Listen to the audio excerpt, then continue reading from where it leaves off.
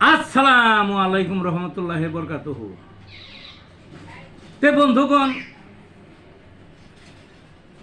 এই যে মিষ্টির যে একটা ব্যবসা আছে না, মিষ্টির দোকান বা সুইট মিটের দোকান, এরকম বিভিন্ন ব্র্যান্ডের মিষ্টি আছে বাংলাদেশে। বিভিন্ন ব্র্যান্ডের মিষ্টি আছে বাংলাদেশে।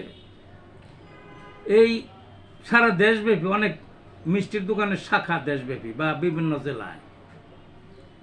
তা আমরা অনেক আগে ছোটবেলায় দেখতাম যে পরিমাণ মিষ্টি চলতো, এখন কিন্তু চলে না। অনেক দোকান গুটে গেছে, গুটানের পর আগের মতো লাভ হয় না। মানে কেন এই দশা, এটা কি জানেন? এর কারণ হলো, আগে তো মানুষের ডায়াবেটিস ছিল না, থাকলেও এত ছিল না।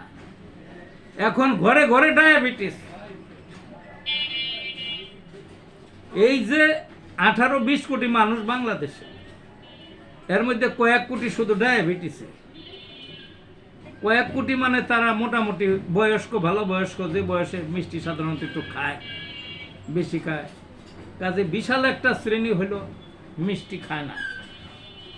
আর তাদের ডায়াবেটিস আছে, তাদের দেখে তাই ওই ডায়াবেটিসের ভয়ে বাকিরা যাদের একটু কম বয়সী তারাও কম খায়, বুঝলেন না?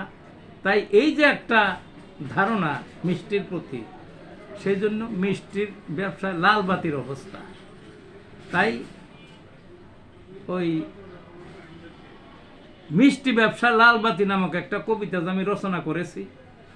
সেই কবিতাটা এখন আপনাদের সামনে উপস্থাপনের চেষ্টা করবো। তা আসা যাক মূল কবিতায়। কবিতাটার নাম কি? মিষ্টি ব্যবসা লাল বাতি। মিষ্টি ছিল বিশেষ খাবার সেই আদি যুগে, তখন খেত সবাই মিষ্টি পাল্লা ধরে ধরে। মেলা খেলায় মিষ্টির বাহার রাখতো থরে থরে, মূর্খ লোকে বাজি ধরতো খাবে গামলা ভরে।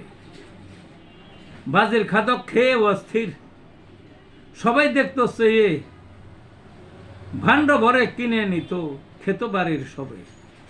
ডায়াবেটিস কি যে জিনিস জানতো না সেই যুগে।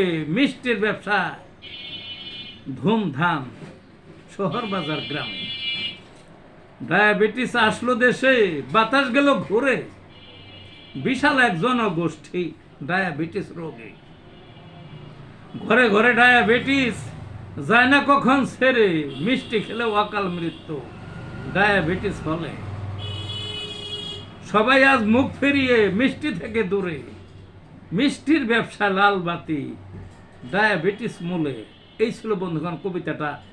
ভালো থাকুন।